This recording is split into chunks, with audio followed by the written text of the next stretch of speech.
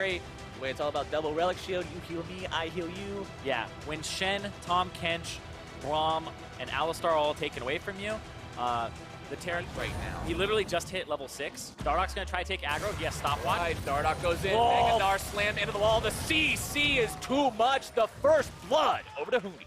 Wham! Bang. Going for that first Mountain Drake. Pretty early one. Honestly, if you're looking at the game clock, you're not even 7.5 minutes in, so they're grabbing that early neutral objective for themselves.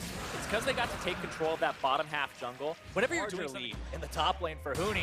That's mid lane gang from Dardoch going to be finding its way onto the Vivid. There Whoa. comes your Lutch. Bounce, pulling him back no, with he didn't the get ball. the ulti! He couldn't get himself out with the ulti in time. Chewing this rookie up and spitting him out. That is a top lane. Ah, Dardoch got all the gold. Huni goes from the question mark to the exclamation point. You're like, holy cow, we got Huni, we got the SKT player, we got the guy who was doing so well, but now, can he get himself away? The Horn gets founded. Racial Prison not quite gonna find its exact mark, but it still gets the slow into the CC, and right as I praise Huni, very, very strong. Plus, we know he's just so oppressive in this matchup. We talked in Champion Select. Horn's strength are the fact that he's so effective at trading against melee champions. You're down. And in Phoenix, you were asking about that build. I feel like if you're asking anybody about builds, I'm just going to defer to Phoenix on the Azir build here. If Phoenix did it, it's right. Exactly.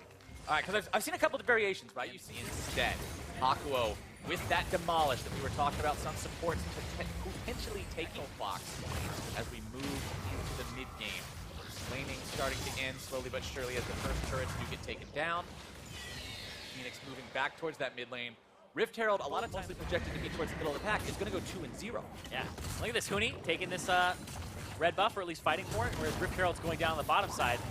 Wants to get it. Oh, reset. Patience going to reset. Huni goes over the wall, but 1 versus 3 is not really a fight that Mininar is going to do a lot. Well, now they get to push bottom lane and Trinity Force completed.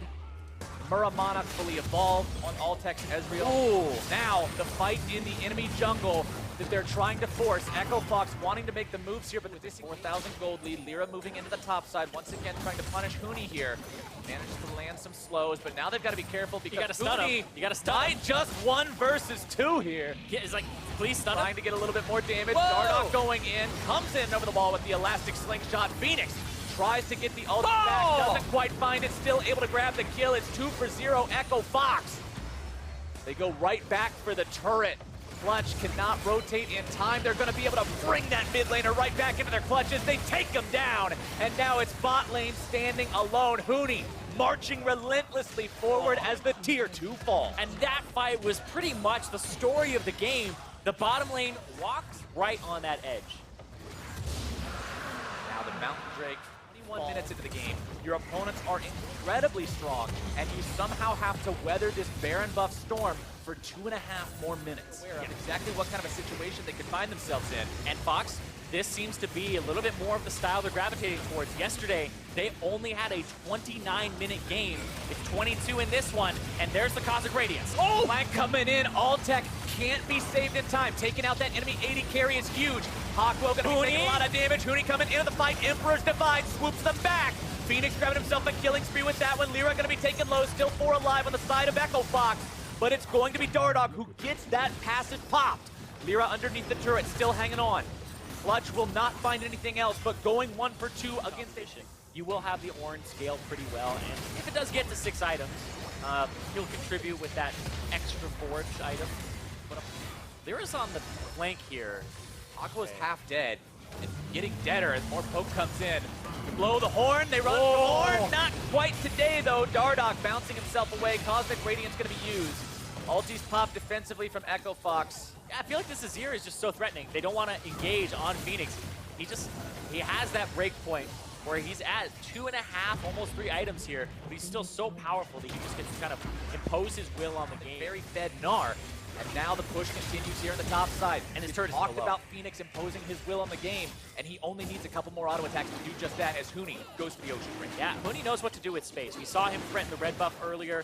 We saw him go and try to extend for a tier 2 and got caught. What he really does just kind of push the limits and say, hey, if you need 2 people to answer me, then I'm going to try to push. But look at this here. Potentially diving in. Lyra's pretty far away. Baron burns so quickly. True shot barrage over the wall as now Hawk.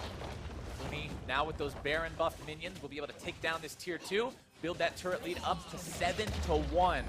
Clutch just struggling to find. Spring split was really good for him. Ended up winning the spring split with SKT. So he hasn't won NA. It's the only place they This is fit. what you get. Yeah, He hasn't won it. gotta win in A. That's the final trophy. Europe, Korea, all those other places, that's second banana. You gotta win in A. Grand finals at Worlds don't matter. Hadn't won an A. Oh, that's what we tell ourselves. That's what we do tell ourselves, Irene, all the time. But pushing onto the top lane, tier 3 turret, they won't quite be able to take this Bottom. one down. But Huni, bottom side, Solo's not going to be able to stop this. One more auto attack does it. Huni has himself a red buff as well, knows what to do with it, and he's going to keep pressuring it. They have all of this pressure that just slow bleeds these turrets away from Clutch Gaming, and they're just going to slowly chunk away at them. And really, if you're Clutch Gaming, how do you actually start these fights? You either send somebody in with Febiven's ultimate, Rom tries to make a hero play, or you even have a Sejuani try to do something. Because if you're pulling Solo up there, he can't answer Huni on the bottom side. The team will try to disengage, use Taric ultimate. I think this is your See trigger what's happening pull. right here. Zac ulti being used and then canceled. Cosmic Radiance channeled. There Huni comes on the your back. attack. Huni coming in from the side, looking to maybe Says, "Hey, take down Bebby." that enemy mid laner. Can he find the damage? The CC is there, but they don't quite have the burst. Stopwatch finally going to be used. They grab the kill onto Solo and continue to press the assault. Can they find more? Hawkwill goes down for the double kill over to Altec, as this should be the game-ending push. 5 alive for Echo Fox. Moving on to the Nexus turrets themselves. Apollo's still there, the Viven's still there, Lyra's still there, but they don't have the tools, they don't have the gold, they don't have the items. The 80 carry falls. Phoenix grabbing the kill for himself. 4-0-3 on this mid laner, and now Echo Fox will open up their 2018 NA LCS season with a 2-0 start. The momentum has begun for the Echo Fox roster. This team, 29-minute win yesterday, 30